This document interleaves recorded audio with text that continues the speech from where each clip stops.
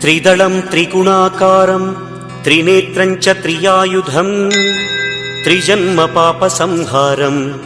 एकबिल्वं शिवार्पणम् त्रिशाखैः बिल्वपत्रैश्च अच्छिद्रैः कोमलैः शुभैः तव पूजां करिष्यामि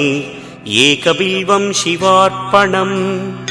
कोटिकन्या महादानं तिलपर्वतकोटयः काञ्चनं शैलदानेन एकबिल्वं शिवार्पणम् काशीक्षेत्रनिवासं च कालभैरवदर्शनम् प्रयागे माधवं दृष्ट्वा एकबिल्वं शिवार्पणम् इन्दुवारे व्रतं स्थित्वा निराहारो महेश्वर नक्तं हौष्यामि देवेश एकबिल्वं शिवार्पणम् रामलिङ्गप्रतिष्ठा च वैवाहिककृतं तथा तटाकादि च सन्तानम् एकबिल्वं शिवार्पणम् अखण्डबिल्वपत्रं च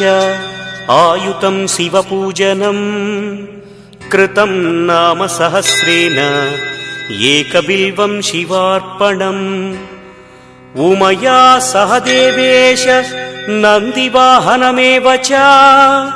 भस्मलेपनः सर्वाङ्गम् एकबिल्वं शिवार्पणम् सालग्रामेषु विप्राणां तटाकं दशकूपयोः यज्ञकोटिसहस्रस्य एकबिल्वं शिवार्पणम् दन्तिकोटिसहस्रेषु अश्वमेधशतक्रतौ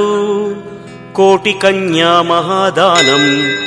एकबिल्वं शिवार्पणम्